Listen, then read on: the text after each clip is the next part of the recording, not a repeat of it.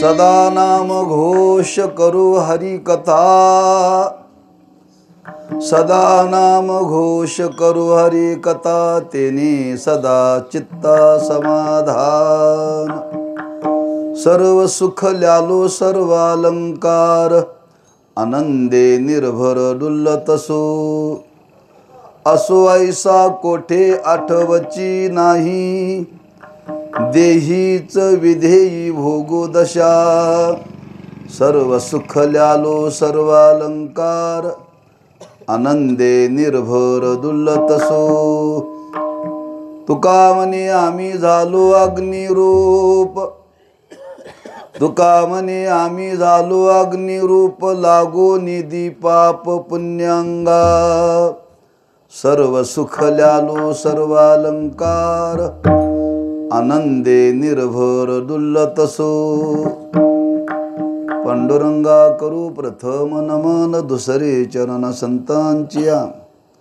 त्यांच्या कृपादाने कथेचा विस्तारू, बाबाजी सद्गुरु दास तुका। नमो ज्ञानेश्वरा नमो ज्ञानेश्वरा, निवृत्ती उदारा सोपान देवा। नमो मुक्ताबाई त्रिभुवन पावने, आद्यत्रे जननी देवाची। नमो सद्गुरु तुकया ज्ञान दीपा, नमो सद्गुरु सच्चिदानंद रूपा। नमो सद्गुरु भक्त कल्याण मूर्ती, नमो सद्गुरु भास्करा पूर्ण कीर्ती। श्री संताची माता चरणावरी, श्री संताची माता चरणावरी। साष्टांग हे करी दंडवत, माथा चरणावरी, माथा चरणावरी,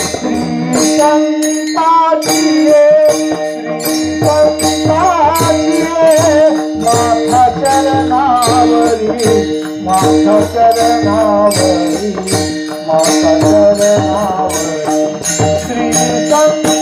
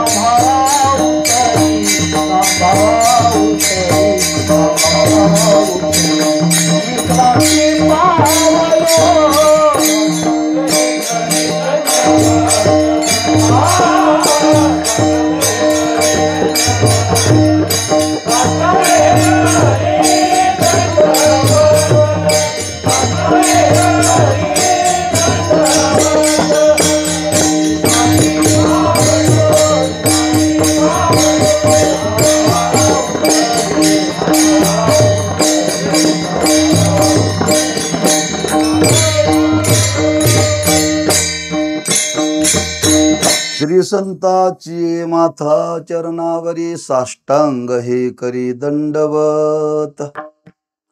सदा नाम घोष करू हरि कथा, तेने सदा चित्ता समाधान। सर्व सुख ल्यालो सर्व अलंकार, आनंदे निर्भर डुल्लतसो। शिवेकरता निवडलेला अभंग श्रीमंत जगद्गुरु श्री तुकोबारायांचा असून, त्या अभंगातून जगद्गुरु श्री तुकोबाराय आपली पारमार्थिक अवस्था प्रगट करतात। त्या अभंगातून अवस्था सांगणारा अभंग आहे बरं का। शिवेचं प्रवृत्ती निमित्त, चातुर्मासाच्या निमित्ताने, काही चातुर्मासाचा विधेय 4 महिने काही चिंतन करावं, काही पठन करावं, काही श्रवण करावं। त्या चातुर्मासाचा आरंभ होतो गुरु पौर्णिमेनंतर। आणि समारोप होतो कार्तिक पौर्णिमेला. पौर्णिमा ते पौर्णिमा गुरूंच्या पूजनाने आरंभ करायचा, आणि दिवे लावून शेवट करायचा.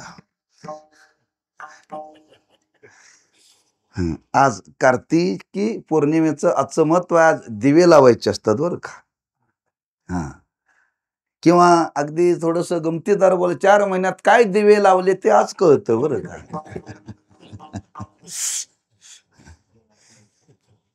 असो, एकंदर हा चातुर्मासाचा काल, त्या चातुर्मासाच्या कालावधीमध्ये आदरणीय हरिभक्तीपरायण राऊत महाराजांच्या सान्निध्यामध्ये काही चिंतनाचा काळ आपण घालवलेला आहे. एकंदर मनुष्याने आयुष्य चिंतनामध्ये घालवावं बरं का. आयुष्यच आपलं चिंतनामध्ये घालवावं. ज्याला आयुष्य चिंतनामध्ये नाही घालवता आला तर काही काल तरी चिंतनामध्ये घालवावा. पण काही काल घालवत असताना कमीत कमी तो काही कालातला, काही वर्षातला असा काही भाग निवडावा की कमीत कमी वर्षातला चातुर्मासाचा काल तरी चिंतनात जावा. कुणी म्हणेल चातुर्मास सोडून जर इतर कालामध्ये चिंतन केलं तर चालणार नाही. काय चिंतन कधी करावं त्याला काहीच दोष नाही आहे. पण शास्त्रामध्ये असं वर्णन केलेलं आहे, चातुर्मासाचा काल चिंतनाला अनुकूल आहे. शरीराच्या दृष्टीने बरं का. शरीराच्या दृष्टीने अनुकूल आहे, आरोग्याच्या दृष्टीने अनुकूल आहे. ह्या कालावधीमध्ये आरोग्य जवळजवळ माणसाचं चांगलं राहतं. म्हणून हा काल चिंतनामध्ये घालावा. काय चिंतन करावं? जसा आपला अधिकार असेल त्या अधिकाराप्रमाणे, आपली जशी योग्यता असेल त्याप्रमाणे चिंतनात काल घालवण्याचा प्रयत्न करावा. काही वारकरी मंडळी 4 महिने गाता भजनामध्ये काळ घालवतात. काही मंडळी काकडा करण्यामध्ये 4 महिने काल घालवतात. काही माणसं 4 महिने झोपेमध्ये घालवतात. 4 महिने झोपेमध्ये घालवतात.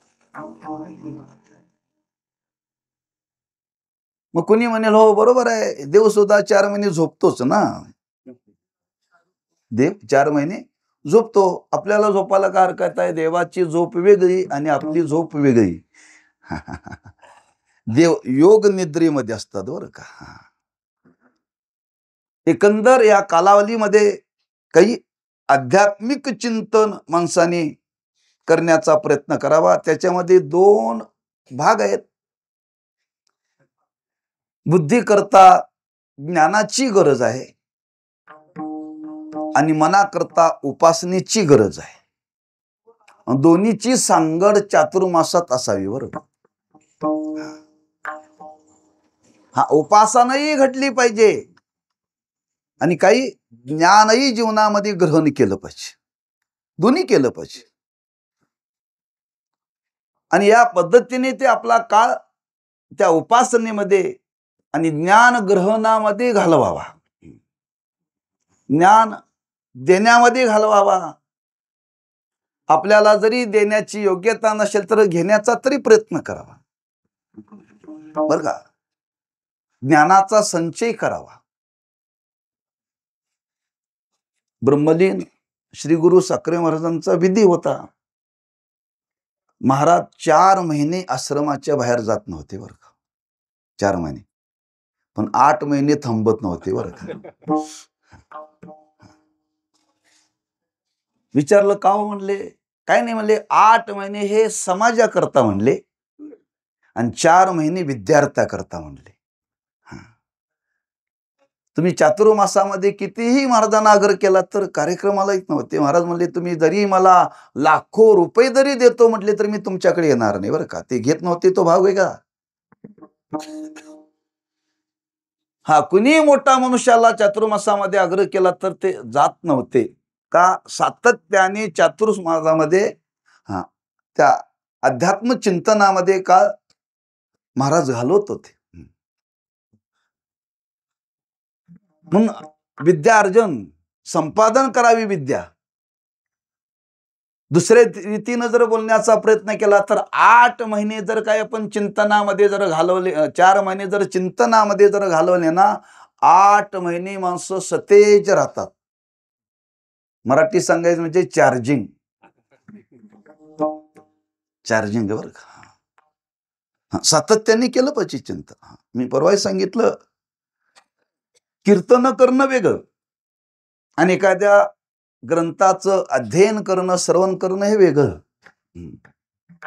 आम्ही 4 महिने कीर्तन करतो. कीर्तन करणं म्हणजे चातुर्मास नव्हे बरं का.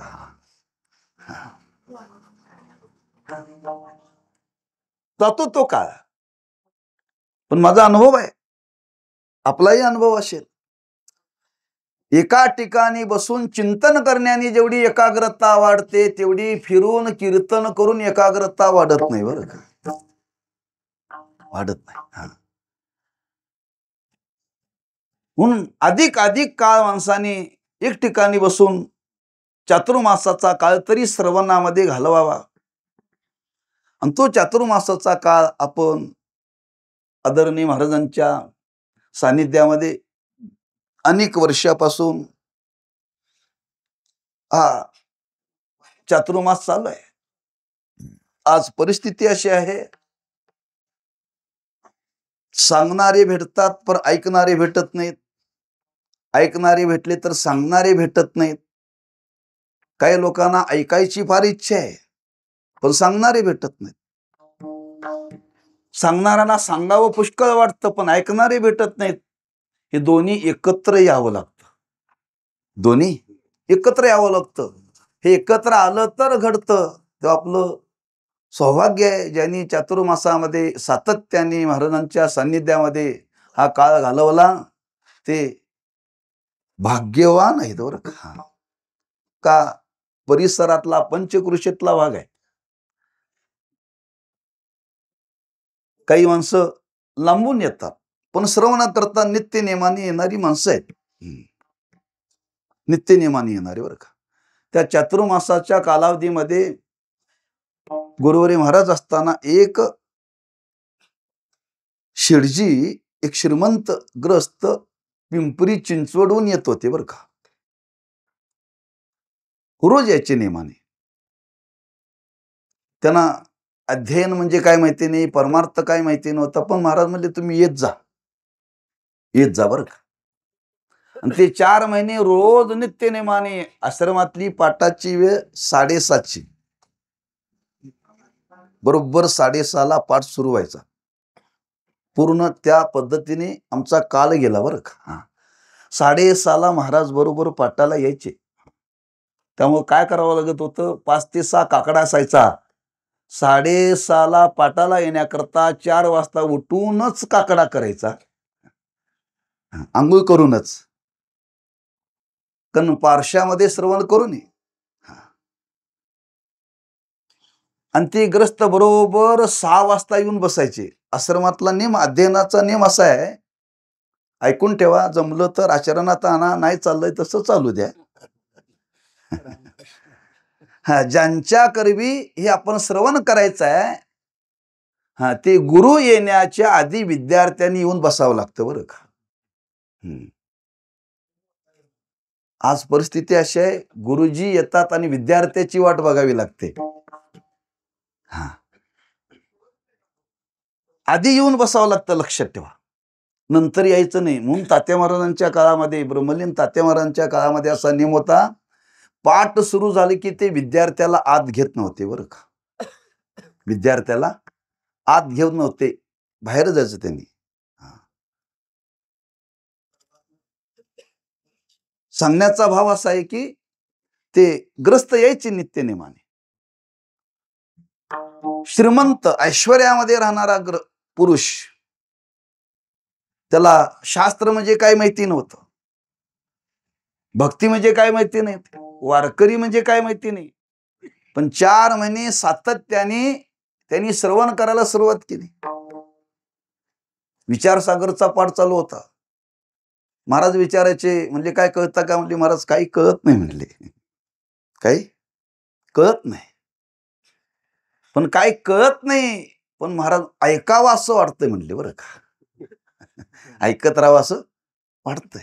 तर अपुरत आहे. हा, आणि ऐकत राहावं असं वाटतंय. 4 महिने ऐकता ऐकता ऐकता एका श्रीमंतीत लोणारा मनुष्य त्याच्या मनावरती काही संस्कार झाले बरं का. मी कीर्तनाचं वर्णन करालो नाही बरं का, मी चातुर्मासाचं वर्णन करायला. हा, एखादा ग्रंथ जर आपण सातत्याने जर ऐकला ना, हा, तर त्या माणसाची बहिर्मुखता कमी होते. बहिर्मुखता कमी होते. हा, म्हणून कीर्तन करून बहिर्मुखता वाढते. तेव्हा जास्त तुम्ही करत नाही, हे फार चांगलं आहे. हा,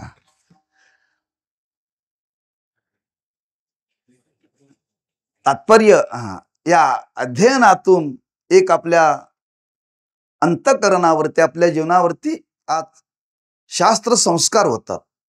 आणि शास्त्र संस्काराची आज समाजाला गरज आहे. आज जे आपल्या संप्रदायामध्ये जे जे आज विपरीत घडायला लागले, याच्या मागे एकच कारण, शास्त्र संस्काराचा अभाव. शास्त्र संस्काराचा अभाव लक्षात ठेवा. 4 वारकरी एकत्र येऊन जर काही धना करता आणि माना करता जर भांडत असले तर समजावं शास्त्र संस्काराचा अभाव आहे. हा, कारण ज्याच्या अंतःकरणावरती शास्त्राचे संस्कार झाले ना, हा, त्याच्या जीवनाची दिशा बदलते. शास्त्र श्रवणातून एक जीवनामध्ये जीवनाचं ध्येय काय आहे हे कळतं. कीर्तन ऐकून कळत नाही बरं का. का वक्त्याला मर्यादा असते बोलण्याची. हा, आणि श्रोता दिवसभर फिरून आलेला असतोय. दिवसभर फिरून आलेला असतोय. त्याला वाटतंय कुठंतरी तास घालवण्यापेक्षा कीर्तनात घालवावा. हा, या भावनेनं श्रोता येतो. अध्ययनाला येणारा श्रोता या भावनेनं येत नाही बरं का. हा, येत नाही, लक्षात ठेवा. म्हणून त्या शास्त्र संस्काराचा परिणाम आपल्या जीवनाचं ध्येय काय हे आपल्या जीवनामध्ये कळतं. लक्षात ठेवा, कळतं. हे स्वानुभवातून मी आपल्यासमोर प्रकट करतोय. आम्ही जरी वारकरी घरामध्ये जन्माला आलो तरी जीवनाचं ध्येय आम्हाला कधी कळालं? साधक आश्रमात शिकायला गेल्यानंतर कळालं. हा, महाराजांच्या पोटाला जन्माला येऊन एवढं कळालं नाही बरं का. जीवनाचं ध्येय काय आहे तिथं काल खर्ची गेल्यानंतर कळालं मानवी जीवनाचं ध्येय काय आहे. आणि हे ध्येय, हे संस्कार या अध्ययनातून अध्यापनातून होतात. म्हणून आज ही काळाची गरज आहे.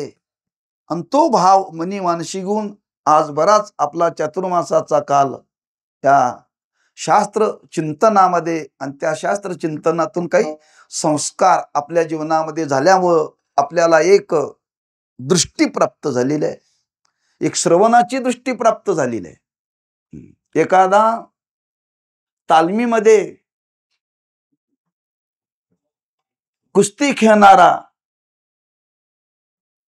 कुस्ती खेळून आल्यानंतर काय खाईल? चौकातला वडापाव खाईल? हा, तालमीमध्ये खेळणारा तो पिला तर धारोष्ण दूध पिईल, नाही तर खुराक खाईल. हा, ज्याला सतत तालमीमध्ये जाण्याची सवय तो काहीतरी खाणार नाही. ज्याला सतत शास्त्र संस्कार ऐकायची सवय तो काहीतरी ऐकेल का? काहीतरी ऐकणार नाही, लक्षात ठेवा. म्हणजे या पद्धतीने एक अंतःकरणावरती आपल्या मनावरती संस्कार होतात. आणि या संस्काराच्या वलयामध्ये माणसाने वाढावं बरं का. या संस्काराच्या वलयामध्ये माणसाने वाढावं. फार लोकांचं ऐकण्यापेक्षा एकाच फार ऐकावं बरं का. याच्याकरता गुरुवरी महाराजांचा शब्द होता. महाराज सांगायचे माणसाने बहुश्रुत असावं. बहुश्रुत शब्दाचा अर्थ काय? अनेकांचं बहुत ऐकणं हा एक बहुश्रुत आहे. आणि एकट्याच बहुत ऐकणं याला बहुश्रुत म्हणतात बरं का. म्हणून शास्त्र संस्कार होण्याकरता जीवनामध्ये फार लोकांचं ऐकू नका, पण एकट्याच ऐका, पण फार ऐका. किंवा थोडं जरी ऐकलं तरी आपल्या जीवनामध्ये त्याचे संस्कार चांगले होतात. आणि त्या वलयामध्ये आज आपण वाढत आहोत. आणि असा चातुर्मासाचा काल चिंतनामध्ये, शास्त्र चिंतनामध्ये घालवलेला आहे. आणि त्या चातुर्मासाच्या समाप्ती आणि त्या समाप्तीच्या निमित्ताने हा सेवेचा योग आहे. त्या निमित्ताने काहीच चिंतन करावं म्हणून जगद्गुरु श्री तुकोबारायांचा परमार्थाच्या साधनेतून प्राप्त झालेली अवस्था, त्या अवस्थेचा वर्णन करणारा हा अभंग आहे. संतांच्या वाङ्मयाकडे जर पाहिलं ना, काही अभंगाचं पठन करण्याने थोडीशी आपल्याला अर्थदृष्टी येते काही अंशाने, बरं का. पण काही अभंग असे आहेत ते पठन करून सुद्धा काही अभंग कळत नाहीत, बरं का. वाचून कळत नाहीत. पठनाने थोडीशी अर्थदृष्टी येते, पण ते पठन करत असताना पठन करण्याची पद्धत आहे. जर विशिष्ट पद्धतीने जर आपण अभंग जर वाचला म्हटला तर त्याच्यातून भाव निर्माण होतात, बरं का.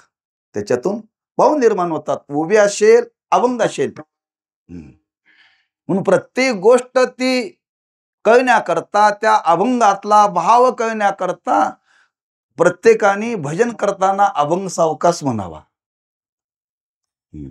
आपण आरतीचा समारोप करतो.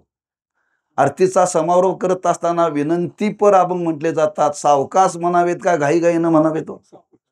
पण सावकाश कोणी म्हणत नाही, बरं का. म्हणण्याची घाई असते का?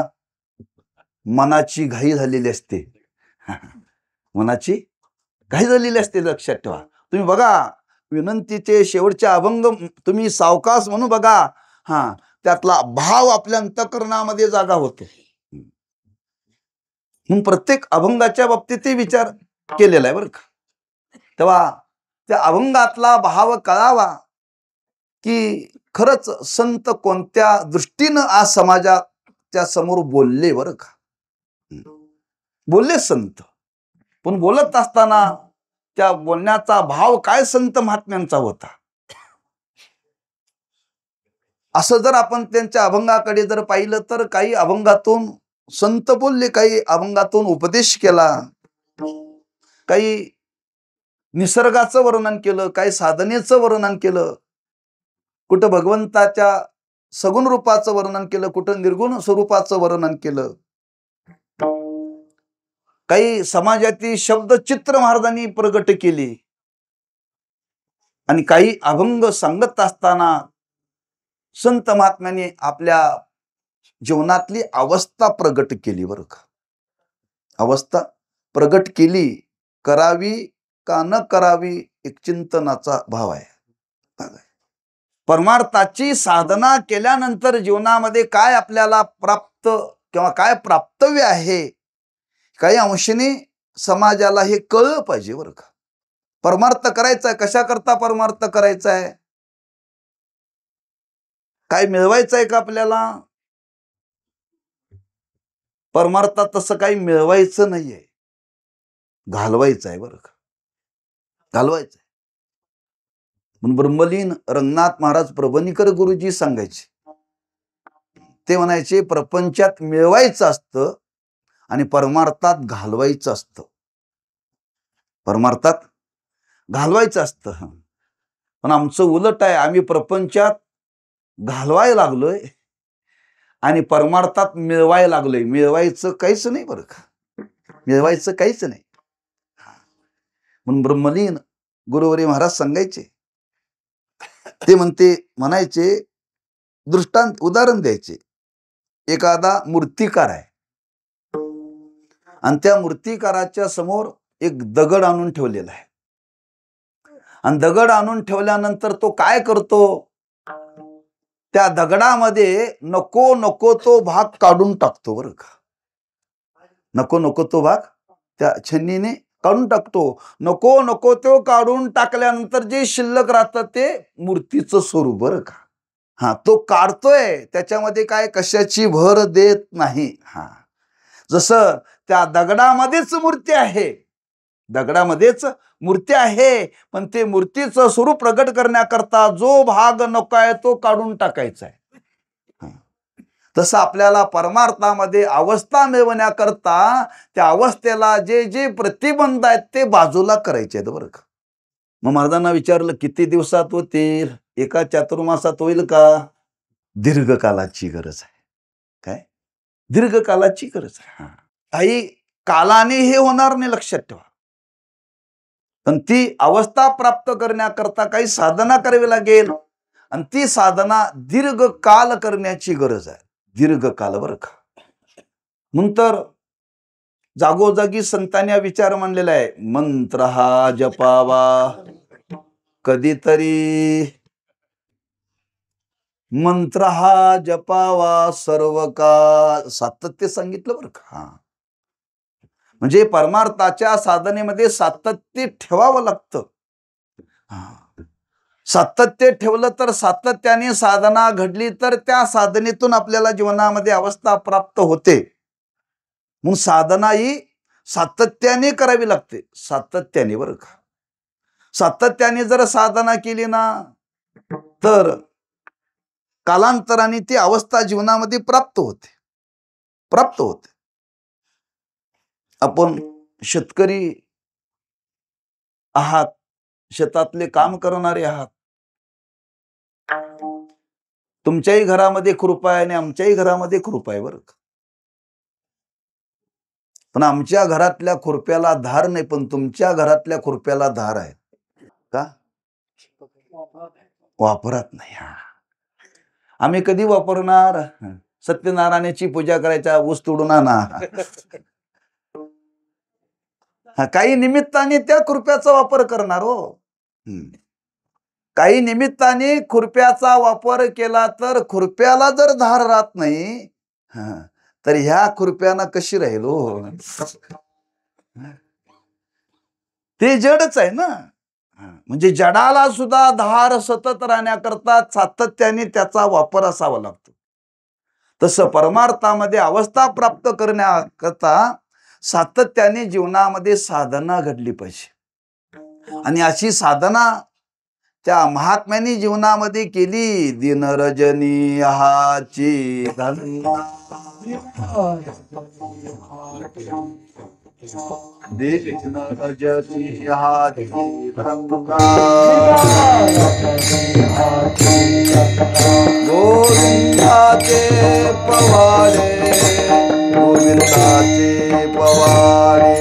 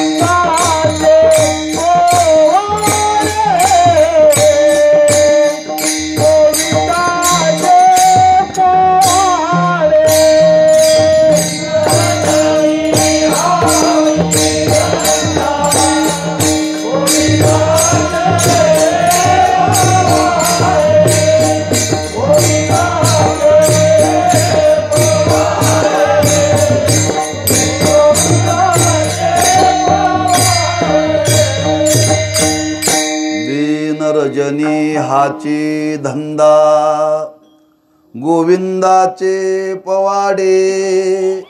सातत्याने केलेली साधना आहे.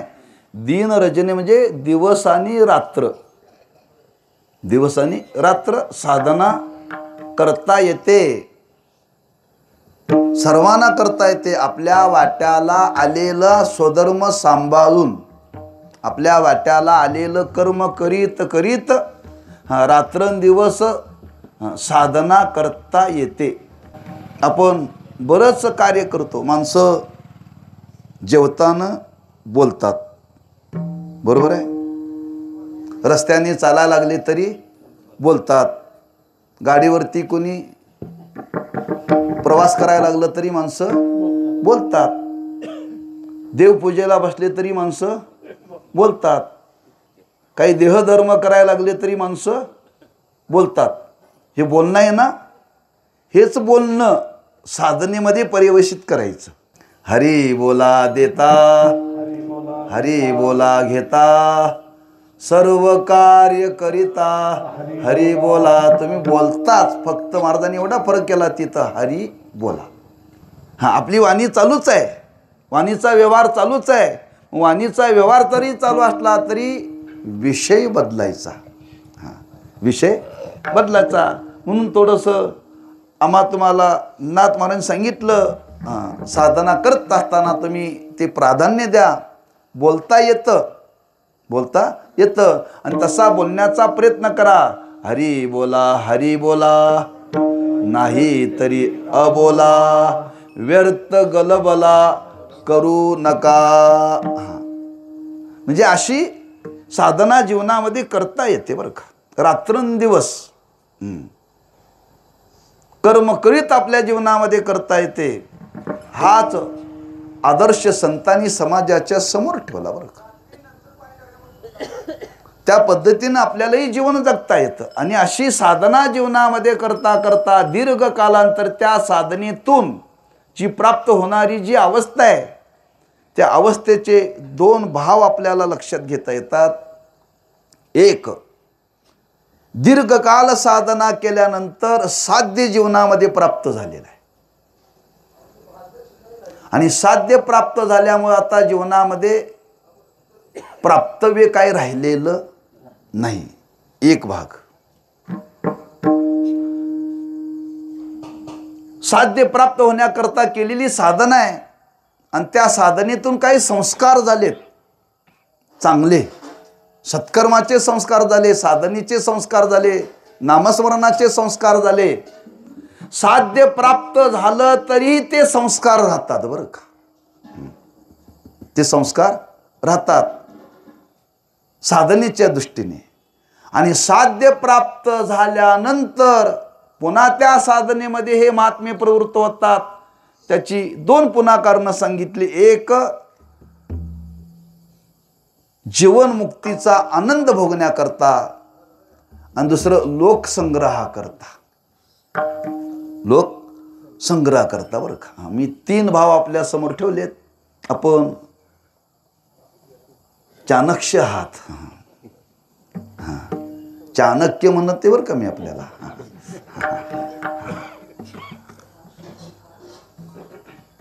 एखादा मनुष्य कीर्तन करतो, पण कीर्तन करण्याच्या आधी त्याच्या जीवनामध्ये काही संस्कार आहेत. परमार्थात येण्याच्या आधी काही संस्कार आहेत. ते संस्कार त्याच्या जीवनामध्ये परमार्थात येऊन सुद्धा पुढे राहतात बरं का. ते राहतात.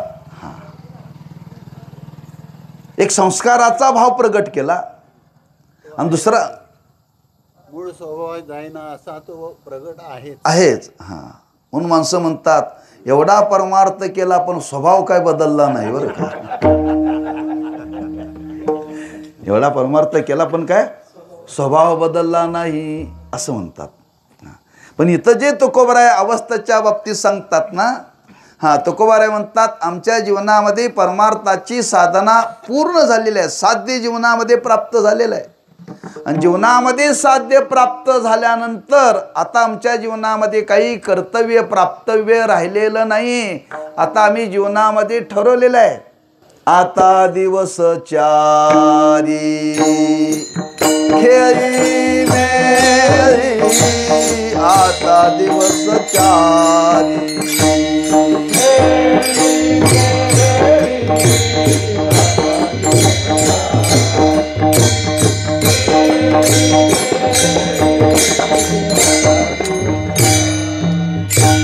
तुका म्हणे मुक्ती परमेले नोवारी,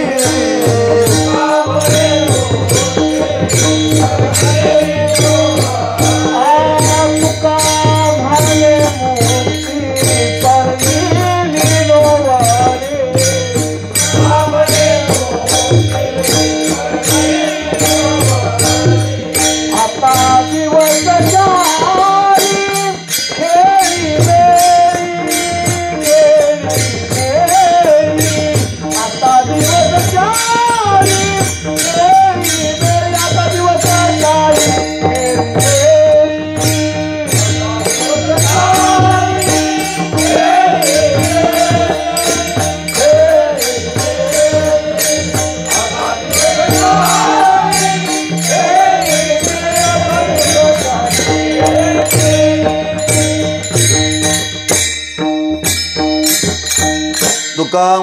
मुक्ती परनेली नोवरी, आता दिवसचारी खेळी मिळी. प्राप्तव्य जीवनातलं संपलेलं आहे. आता जीवनामध्ये प्राप्तव्य काय नाही आहे. मग आता दिवसचारी खेळी मिळी. साध्य प्राप्त झाल्यानंतर जो उर्वरित आयुष्याचा काळ आहे तो परमार्थाच्याच आनंदामध्ये घालवायचा आहे. परमार्थाचाच आनंद भोगायचा आहे. दुसरा काय आनंद भोगण्यामध्ये घालवू नये बरं का. गुरुवर्य महाराज नेहमी सांगायचे, एखादा महात्मा आहे आणि तो महात्मा आता जीवनामध्ये काय कर्तव्य शिल्लक राहिलेलं नाही. आता त्या महात्म्या जीवनामध्ये कर्तव्य काय शिल्लक राहिलेलं नाही. मग त्या महात्म्याने कोणाच्या संगतीमध्ये काळ घालवावा? साधकाच्या संगतीत घालवावा. साधकाच्या संगतीत घालवावा बरं का. कारण त्या महात्म्याला त्या योग्यतेचा महात्मा भेटणं वेगळं आहे. पण साधकाच्या संगतीमध्ये जर तो काळ घालवला, झालेलंच चिंतन पुन्हा जीवनामध्ये चिंतनात काळ जातो बरं का. आम्हाला वाटते आता आम्हाला सगळं येते, आता ह्याचं काय ऐकायचं बरं का. पण नको त्याचं ऐकण्यापेक्षा ह्याचं ऐकलेलं बरं ना. ह्याचं ऐकलेलं बरं. तुम्ही जर इतर ठिकाणी जर काळ घालवण्याचा प्रयत्न केला तर चिंतेत जाईल का चिंतनात जाईल? चिंतेत जाईल. पण तोच काळ जर साधकाच्या सहवासामध्ये घालवला तर चिंतनात जाईल बरं का. अशी त्या साधनेतून प्राप्त झालेली अवस्था ज्या महात्म्यांना प्राप्त झाली, आणि ती प्राप्त झाल्यानंतर तुकोबारांनी विचारलं, महाराज जर जीवनामध्ये आता प्राप्तव्य संपलेलं आहे, साध्य जीवनामध्ये प्राप्त झालेलं आहे, आता मिळवण्याकरता काही शिल्लक राहिलेला नाही, आता इथून पुढचा आयुष्याचा काळ कसा घालवणार आहात आपण? महाराज म्हणतात, मी या पद्धतीने जीवनामध्ये आयुष्याचा काळ घालवणार आहे. तुम्ही म्हणाल कशावरून? पूर्ण अभंगाचा जर विचार केला तर याची संगती आपल्याला शेवटच्या चरणावरून लावता येते. तुका म्हणे आम्ही झालो अग्निरूप, लागो निधी पाप पुण्य अंगा. आता प्राप्तव्य काय शिल्लक राहिलेलं नाही. मग प्राप्तव्य शिल्लक राहिलेलं नाही, पण आता काय करायचं ठरवलंय तेच महाराज अभंगाच्या पहिला नाम घोष करू हरी कथा, नाम घोष करू हरी कथा, नाम घोष करू हरी कथा.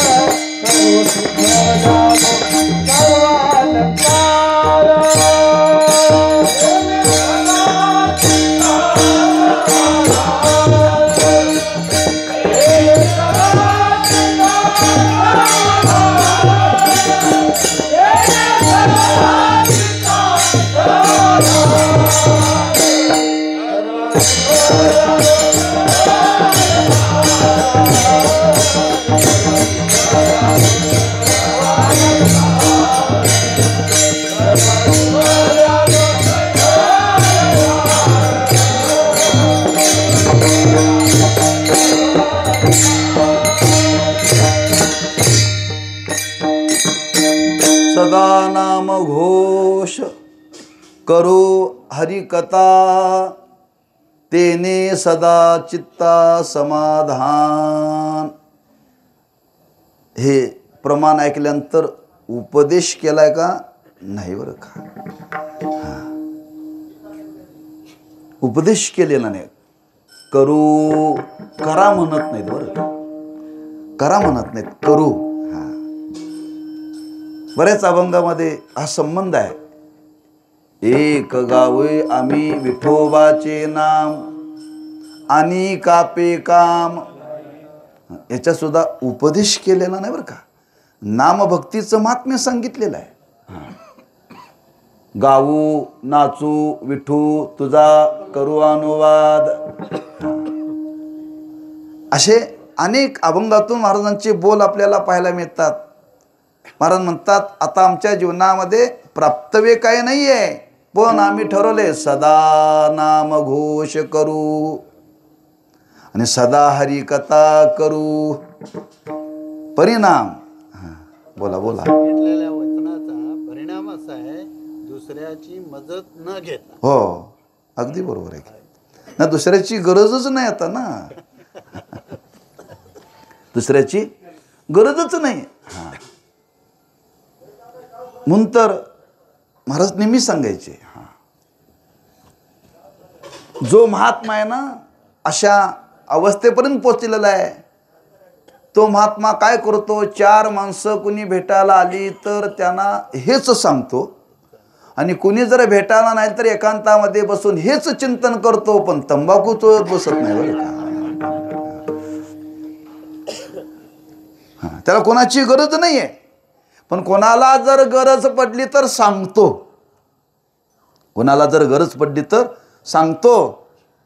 पण कोणी गरजे करता जर आपल्याकडे नाही आलं तर आपल्या महिमेमध्ये तो एकटाच राहतो बरं का. आणि कसा राहतो, त्या साधनेमध्ये राहतो. सदा नाम घोष. महाराज म्हणतात, आम्ही जीवनामध्ये आता एवढंच करायचं ठरलंय. याची संगती आपल्याला 9व्या अध्यायामध्ये पाहायला मिळते. महात्मा नस्तुमाम पार्थ दैवीम प्रकृतिमाश्रितः. तिथं महात्म्याचं लक्षण सांगितलेलं आहे. आणि त्या महात्म्याचं लक्षण सांगत असताना तो महात्मा काय करतो, भजन करतो. कोणाचं करतो, कसं करतो, किती करतो. सततम कीर्तयन्तो माम यतन्तस्य दृढव्रतः नमशन्तस्य मां भक्त्या नित्ययुक्ता उपासते. या पद्धतीने तो करतो बरं का. तो साधना बोधाला प्राप्त झाल्यानंतर तो महात्मा कशा पद्धतीने आपल्या जीवनामध्ये चिंतन करतो हे सांगण्याकरता तो श्लोक आहे. सततम कीर्तयन्तो माम. तिथं करा म्हणून सांगितलेलं नाही आहे. तो जीवनामध्ये असा काळ घालवतो बरं का. म्हणून त्याच्यावरती भाष्य करताना ज्ञानोबारांनी बऱ्याच ओव्या खर्च केल्यात. कृष्ण विष्णू हरी गोविंद या नामाचे निखळ प्रबंध. माझी आत्मचर्चा विशद उदंड गाती. त्या साधनेमध्ये तो सतत राहतो. त्या भगवंताच्या नामाशिवाय तो दुसरं काहीही वाणी न घेत नाही. आणि ते घेत असताना कसं घेतो, सदा नाम घोष. का हो, घोष करण्याची 2 कारणं सांगितली बरं का. घोष कशा करता करावा. आपण कीर्तनामध्ये गजर करतो. गजर संतांच्या नावाचा घोषच आहे. कशा करता करायचा, एक त्या परिसराला पावित्र्य निर्माण होण्याकरता. परिसराला पावित्र्य निर्माण होण्याकरता. अगदी मराठी सांगायचं म्हणजे वातावरण निर्मिती करता. वातावरण निर्मिती करता बरं का. एक घोष करावा. आणि दुसरं घोष का करावा, दुसरा घोष असा करावा. काही माणसाला संस्कार नाहीत आहे, काही माणसांना इकडं प्रवृत्ती नाही आहे.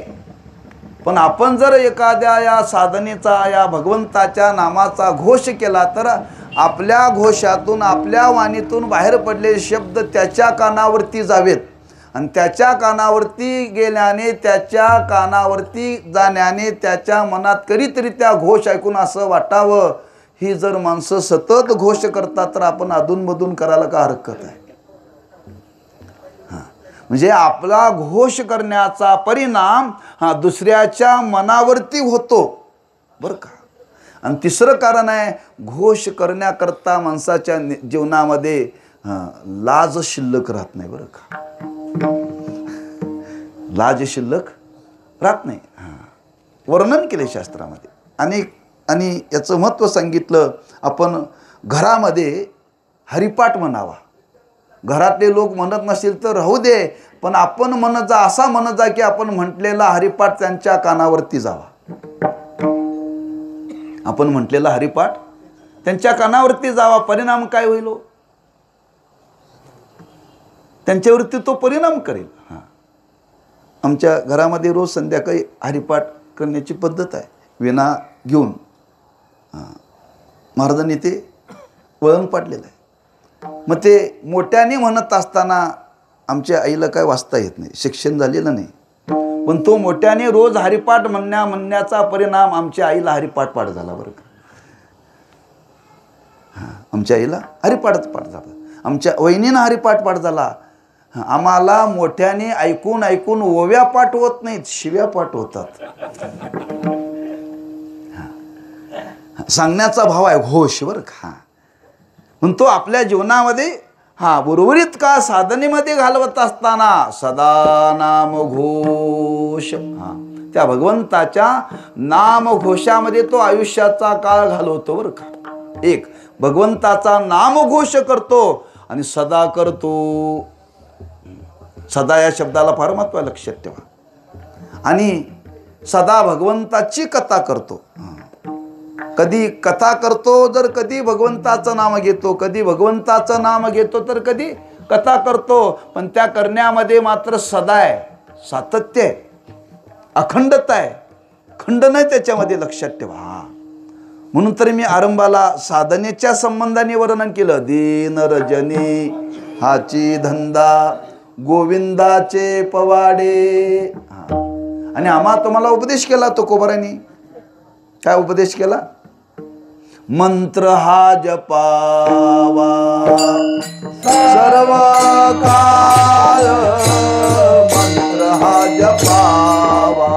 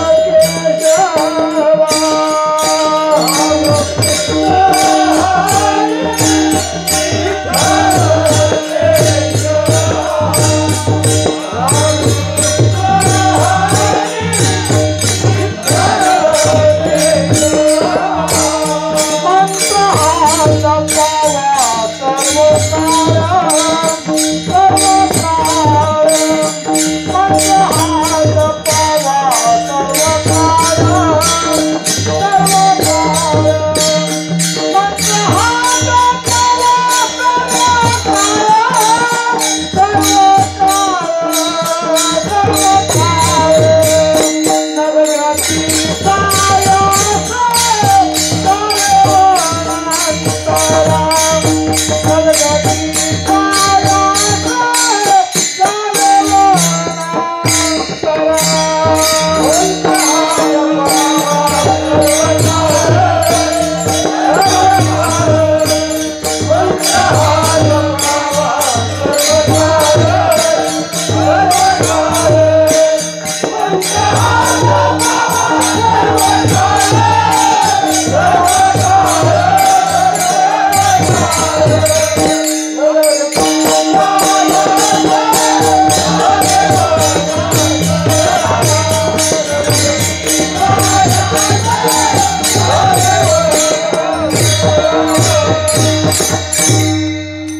राम कृष्ण हरी विठ्ठल केशवा मंत्र हा जपावा सर्व काळ म्हणा सदा म्हणा. बरं का, म्हणजे ती साधना सातत्याने करावी आणि हे महात्मे त्या साधनेमध्ये सतत राहतात आणि त्या साधनेच्या संबंधाने सतत ते नाम घेत असताना त्या वैखरीवाणीनं घेतात, म्हणून त्याला घोष म्हटलेलं आहे. बरं का, आम्ही ज्यावेळी आश्रमात होतो एक लहान कुत्र्याचं पिल्लू पाळलेलं होतं. नेम काय मधुकरी आल्यानंतर त्या मधुकरीतलीच भाकरी त्या कुत्र्याला खाऊ घालायची. परिणाम ते मधुकरीतलं भाकरी खात होतं रोज कुत्रं. एकादशीला ते कुत्रं भाकरी खात नव्हतं. बरं का, एकादशीला कुत्रं भाकरी खात नव्हतं. म्हणून कुठलीही भाकरी खात जाऊ नका. कुत्र्यावर झालेला परिणाम आम्ही सांगतोय, हे कथाकथित नव अनुभवातलं सांगतोय. मला त्यातला पुढचा भाव सांगायचा आहे. ते लहानाचं मोठं झालं कुत्रं.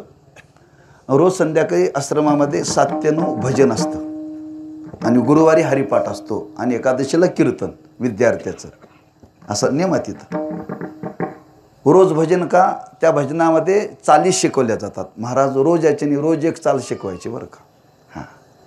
आणि गुरुवार आठवड्यातून एकदा माऊलीचा हरिपाठ व्हावा आणि शिकाऊ विद्यार्थी त्यांच्याकरता त्यांचे प्रॅक्टिस होण्याकरता प्रत्येक तेही शुद्ध एकादशीला वद्य एकादशीला आळंदी वारी असल्यामुळे महाराजांचं कीर्तन असायचं आळंदीत गोरोबा काकांच्या मंदिरात.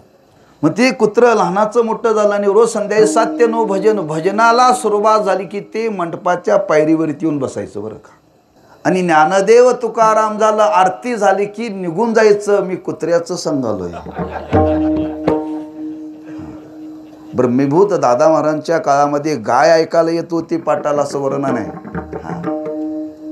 आता आमच्या काळात जर कुत्रा ऐकायला येत होतं, त्या काळात गाय येत होती, काही शंका घ्यायची गरजच नाही.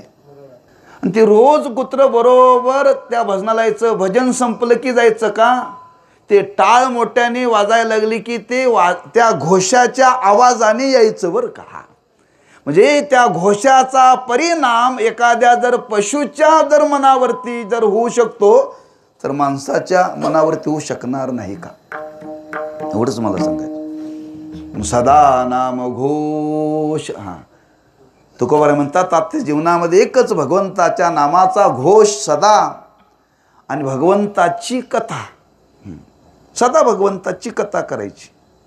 आता ती कथा सगुणाची असेल निर्गुणाची असेल, माणसाने सतत त्या भगवंताच्या वर्णनामध्ये राहावं. बरं का, कुणी आलं तर कथा करावी, कुणी नाही आलं तर भगवंताची नामसाधना करावी. माणसाने सतत त्याच्यामध्ये राहावं. तुम्ही महाराजांचा स्वभाव जाणलेला आहे. महाराजांना ऐकायला फार लोक लागत नाहीत. बरं का, एक जरी कोणी भेटला ना महाराजांचा पाठ सुरू झाला. महाराजांचा पाठ सुरू झाला. आम्हाला तसं नाही, पुढे 4 लोक ऐकायला लागतात तेव्हा आम्हाला सुचतंय.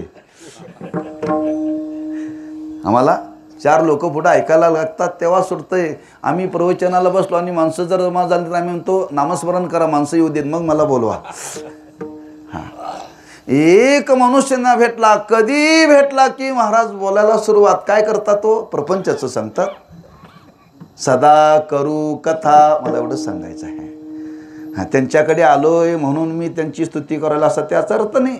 हां, एखादा महात्मा एक सतत चिंतनामध्ये राहणारा जर कुणी भेटला तर त्याला हे अध्यात्म चिंतन सांगू शकतो, तर अवस्थेला प्राप्त झालेला महात्मा हे करू शकणार नाही का. खुरपायला जरी बसली तरी त्यांचं तेच असतं. बरं का, जेवायला बसलं तरी तेच आहे. किंबहुना तुम्ही गाडीत बसला तरी तेच असतंय. गाडीवरती तुम्ही किक मारेपर्यंत तेच बोलतात, दुसरं काय बोलत नाही. म्हणून ते महात्मे वाणीनं त्या भगवंताच्या एक नामाचा घोष करण्याकरता प्रवृत्त होतात आणि भगवंताची कथा करण्याकरता, त्या भगवंताच्या स्वरूपाचं वर्णन करण्याकरता प्रवृत्त होतात. तुकोबाराय म्हणतात आमच्या जीवनामध्ये आता हेच अवस्था प्राप्त झालेली आहे. सदा नाम घोष करू हरी कथा. परिणाम काय, तेने सदा चित्ता समाधान. कुणी म्हणेल त्यांच्या चित्ताला समाधान नाही. जर अवस्था जर प्राप्त झालेली आहे का, झाल्यानंतर आता त्यांचं चित्त समाधानात नाही का? आहे ना. मग पुन्हा शब्द का वापरला? तेने सदा चित्ता समाधान. हा, अवस्थेला प्राप्त झाल्यानंतर सुद्धा त्याच्यातून मिळणारा जो एक विलक्षण आनंद आहे, त्या विलक्षण आनंदाला इथं शब्द वापरला समाधान. बरं का. आणि ते समाधान कसं आहे? सदा. सदा. बरं का. म्हणजे या अवस्थेला प्राप्त झाल्यानंतर पुन्हा त्या साधनेमध्ये प्रवृत्त असताना मिळणारा आधी समाधानाला चित्त प्राप्त झालेला आहे. पण समाधानाला चित्त प्राप्त झाल्यानंतर सुद्धा उर्वरित काळामध्ये जे मिळणारं समाधान आहे ते विलक्षण आहे. बरं का. त्याचंच वर्णन ज्ञानोबांनी केले. ज्ञानदेवी रम्य रमले समाधान. ज्ञानदेवी रम्य रमले समाधान. ज्ञानदेवी रम्य रमले समाधान. ज्ञानदेवी रम्य रमले समाधान. हरिचे चिंतन सर्व काळ. हरिचे चिंतन सर्व काळ. हरिचे चिंतन सर्व काळ.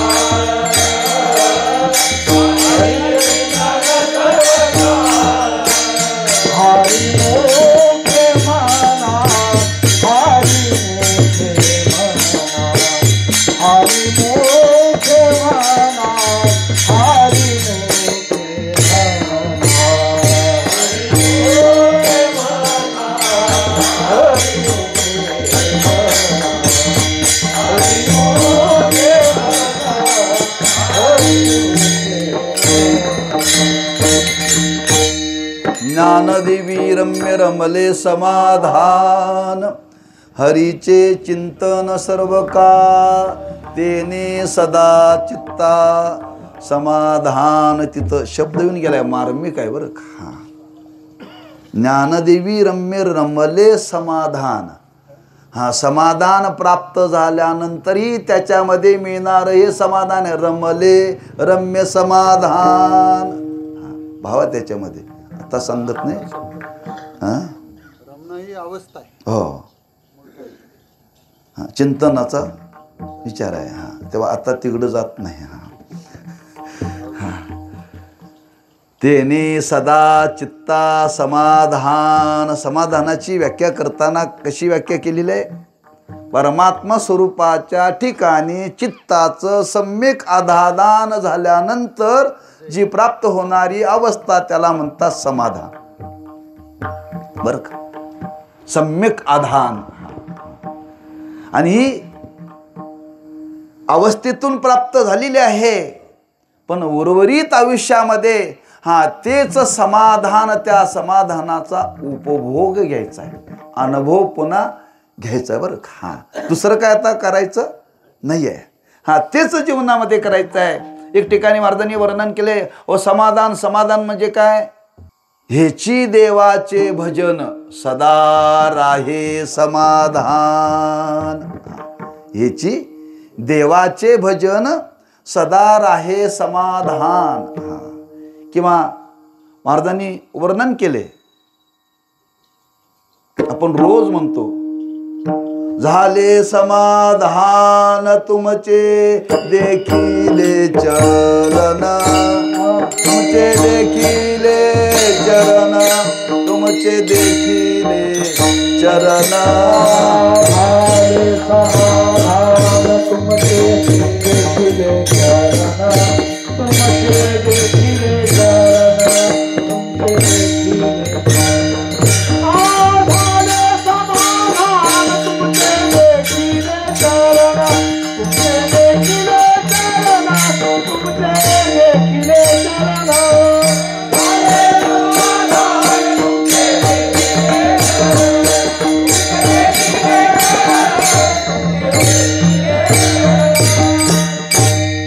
झाले समाधान तुमचे देखिले किंवा धरिले चरण आता उठावेशे मना येत नाही नारायणा तेने सदा चित्ता समाधान दोन्हीकडे सदा शब्द आहे हां सदा नामघोष सदा हरिकथा आणि सदा समाधान का काही लोकांना समाधान प्राप्त असतं काही कालापुरतं असतं कालापुरतं लोक म्हणतात आत्ता थोडंसं समाधान प्राप्त झालं बरं का म्हणजे याच्यापूर्वी नव्हतं मग आता प्राप्त झालेलं सुद्धा टिकाऊ आहे का टिकाऊ नाही आहे हां रोजच्या जीवनामध्ये आम्हाला जे समाधान मिळतं हां ते टिकाऊ नाही आहे पण महाराज म्हणता आमच्या जीवनामध्ये जे समाधान प्राप्त आहे ना ते सदा आहे का सदा आहे म्हणजे आता आमच्या जीवनामध्ये कोणताही जरी प्रसंग आला तरी आमचं समाधान बिघडणार नाही कुठलंही संकट हो हां परिस्थिती जरी बदलली हां तरीही आमचं समाधान बिघडणार नाही नाही धावा घेत मन नाही धावा घेत मन नाही धावा घेत मन नाही धावा घेत मन इंद्रियाचे समाधान इंद्रियाचे समाधान नाही धावा घेत मन नाही धावा घेत मन याचे समाधान याचे समाधान नाही धावा घेत मन नाही धावा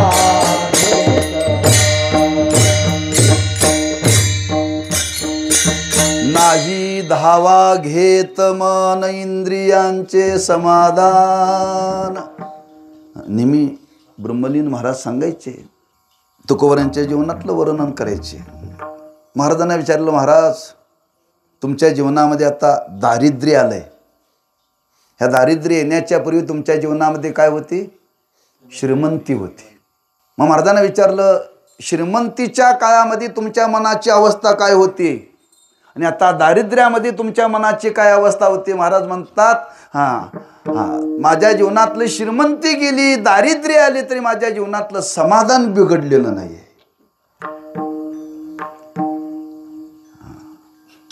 समाधान बिघडलेलं नाही याला म्हणतात तेने सदा चित्ता समाधान कोणत्याही प्रसंगाने त्या समाधानामध्ये चढ उतार नाही बरं का चढ उतार नाहीये आम्हा तुम्हाला सांगितलंय तुम्ही राहण्याचा प्रयत्न करा राहण्याचा चित्ती असू द्यावी समाधान महाराज अहो घरात गेले की ती फार बोलली तरी अहो कधी बोलतच नाही तरी समाधानात राहा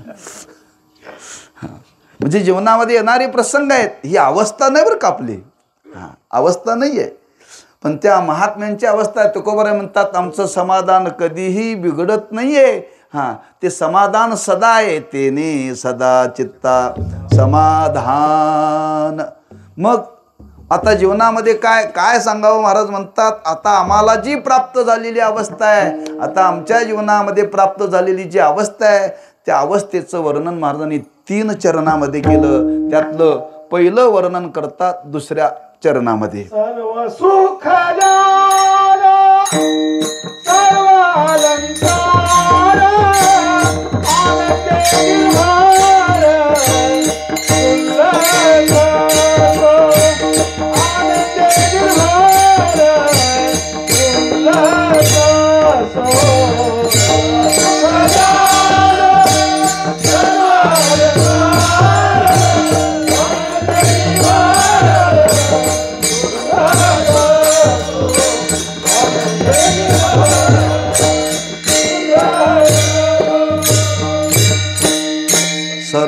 सुखल्यालो सर्व अलंकार आनंदे निर्भर डुल्लतसो असो ऐसा कोटी आठवची नाही देहीच विदेयी भोगू दशा सर्व सुखल्यालो सर्व अलंकार आनंदे निर्भर डुल्लतसो. याच ठिकाणी अभंगाचा भावार्थ झाला असं समजून एकदा संप्रदायपूर्वक भजन करू आणि उर्वरित काळामध्ये पुढच्या चरणाचा विचार सांगून सेवा आपण वेळेमध्ये पूर्ण करू. विठोबा रखुमाई जय जय विठोबा रखुमाई जय जय विठोबा रखुमाई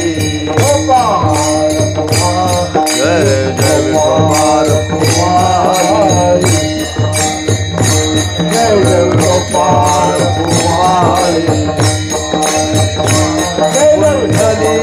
कवरदारी विठ्ठल श्री ज्ञानदेव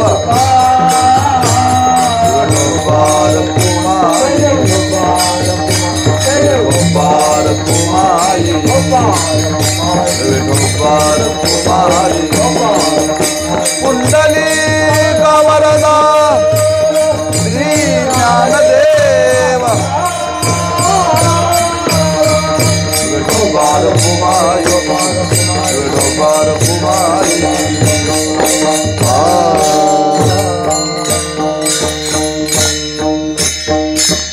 सर्व सुख ल्यालो सर्व अलंकार आनंदे निर्भर डुल्लतसो. महाराज जीवनामध्ये प्राप्त झालेली अवस्था सांगतात ती सर्व सुख ल्यालो सर्व अलंकार. आता ल्यालो शब्द आहे तो दोन्हीच्या मध्ये आहे बरं का.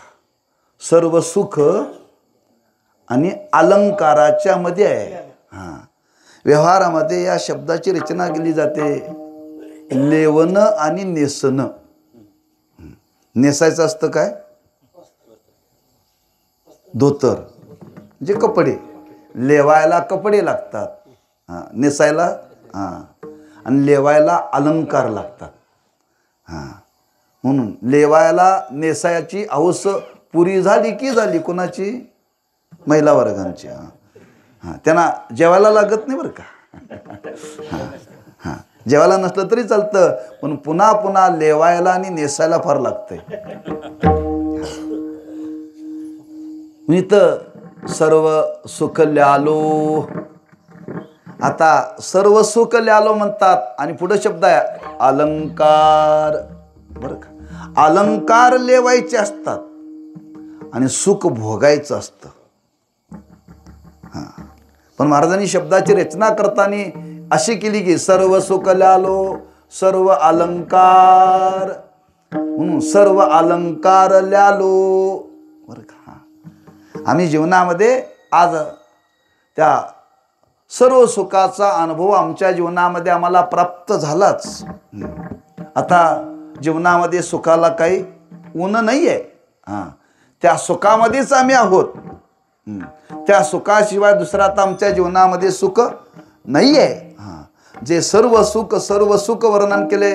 हां, काही संगती सांगत असताना अशी सांगितली जाते जगामध्ये जेवढी सुख आहेत त्या सर्व सुखाचा अनुभव आम्हाला आला.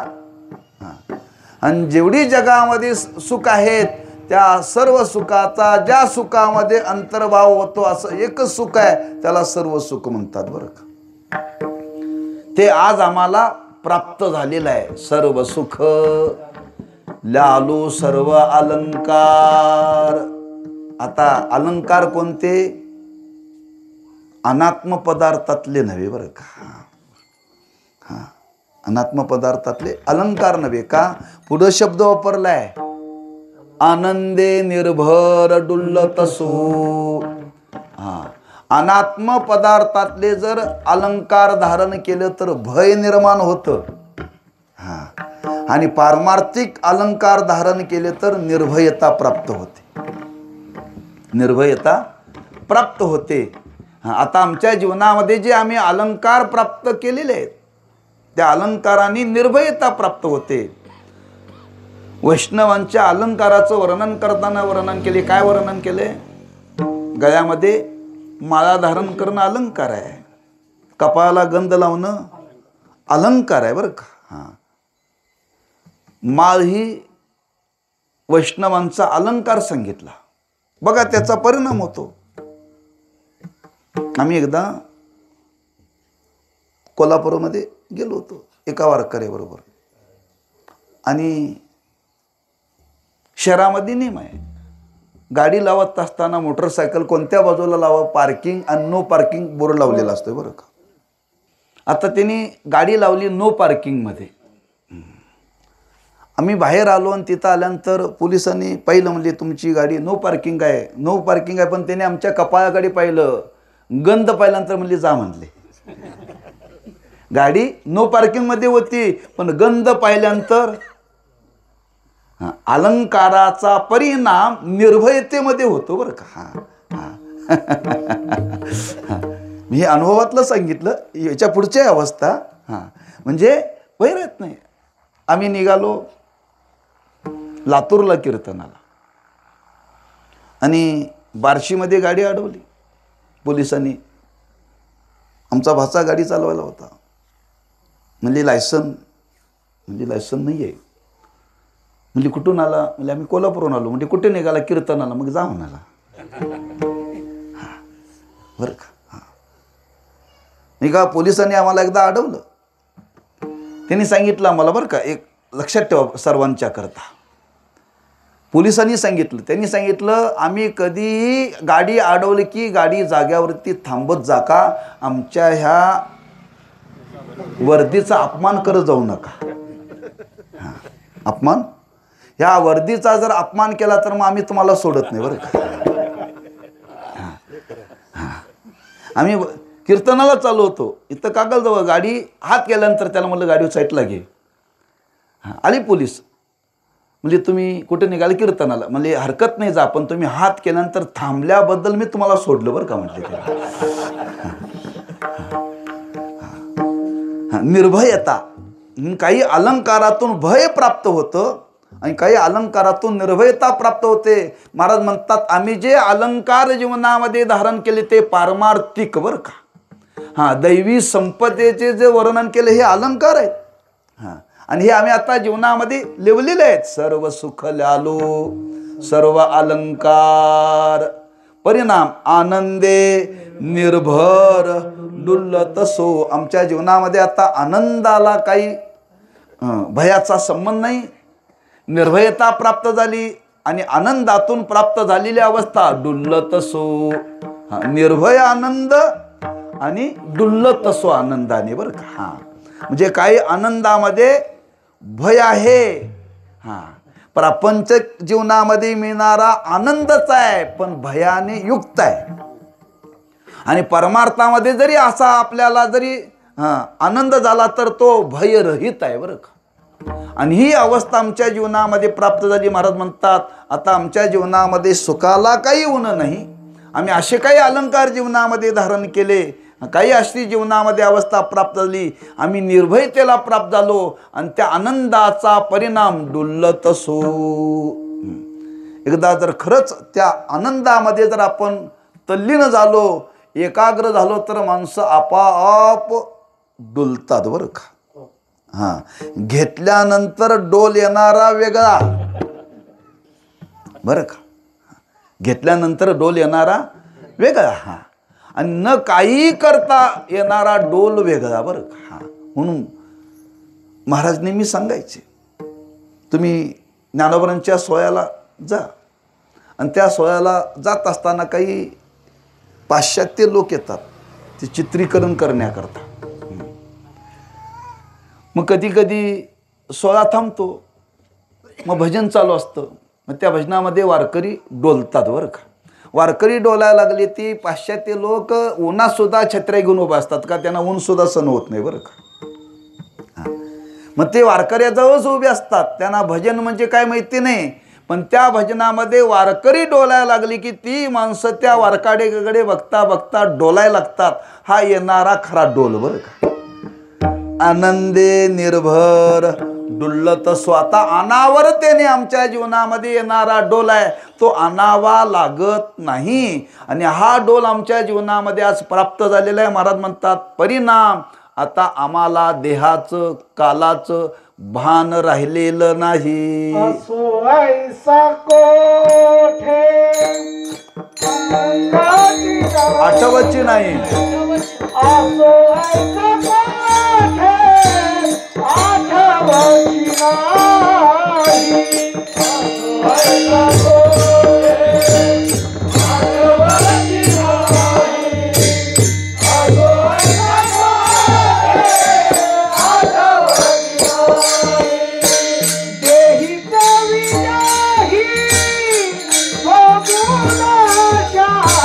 देहीचा विदाही भोगुनाशा. सर्व सुख जालो सर्व अलंकार. सर्व सुख जालो सर्व अलंकार. सर्व सुख जालो सर्व अलंकार. सर्व सुख जालो सर्व अलंकार. देहीचा विदाही भोगुनाशा. देहीचा विदाही भोगुनाशा. सर्व सुख जालो सर्व अलंकार. सर्व सुख जालो सर्व अलंकार. सर्व सुख जालो सर्व अलंकार. सर्व सुख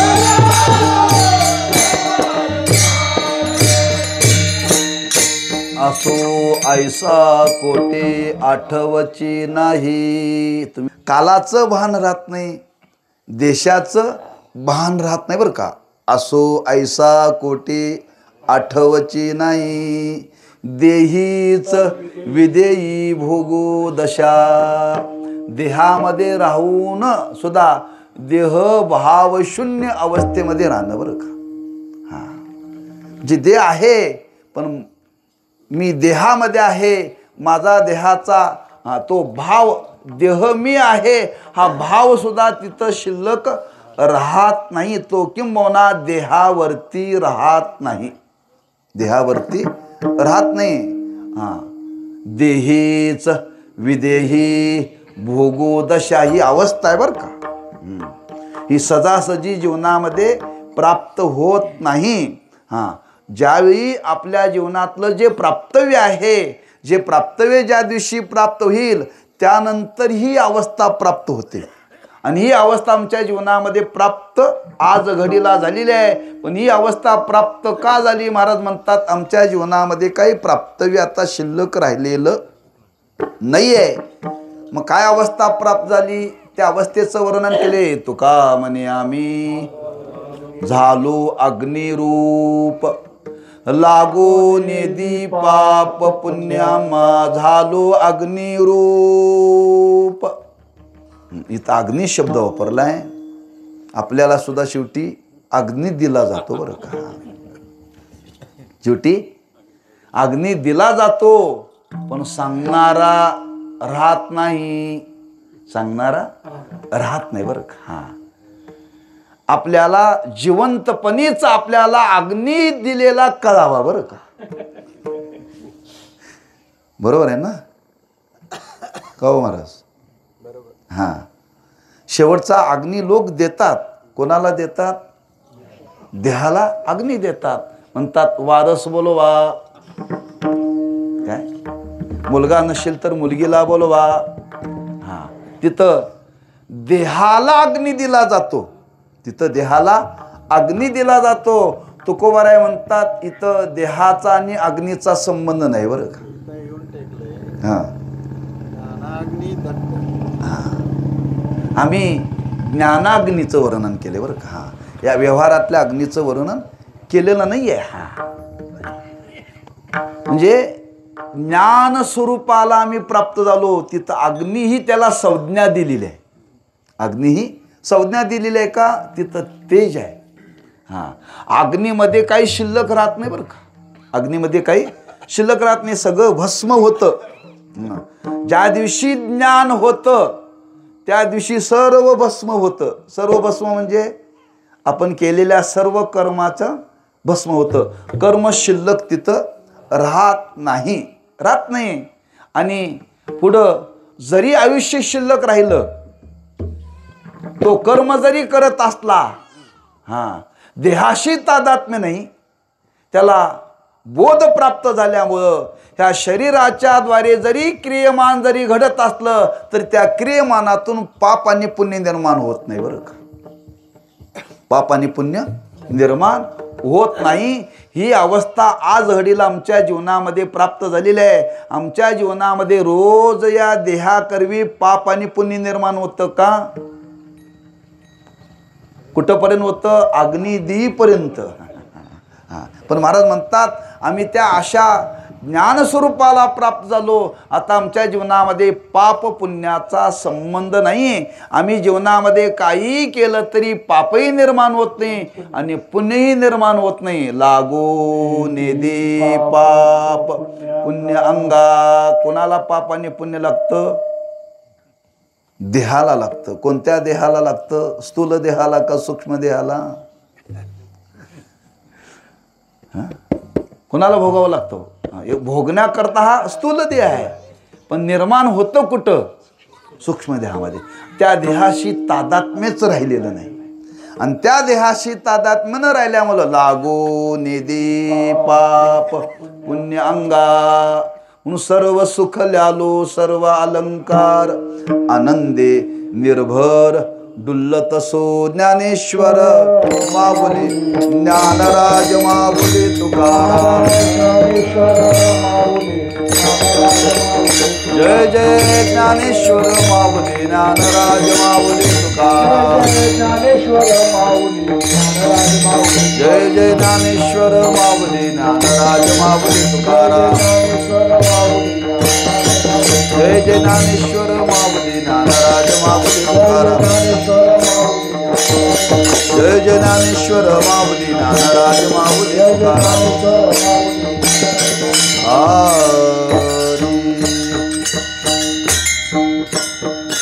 सदा नाम घोष करू हरि कथा. तेने सदा चित्ता समाधान. सर्व सुख ल्यालो सर्व अलंकार आनंदे निर्भर डुल्लतसो. असो ऐसा कोटे आठवचे नाही. देहीच विदेही भोगो दशा. तुका म्हणे आम्ही झालो अग्निरूप. लागो निधी पाप पुण्यांगा. सर्व सुख ल्यालो सर्व अलंकार आनंदे निर्भर डुल्लतसो. वेळीची मर्यादा मनी मानशी घेऊन काही अंशाने पुढच्या चरणाचा धावता भाव प्रकट केला आहे. आणि आपण तसे बहुश्रुत आहात, फार सांगायला पाहिजे असं काय नाही बरं का. नाही, वेळेची मर्यादा मानिशी घेऊन बरं का. वेळेच्या अभावी बोलतोय मी.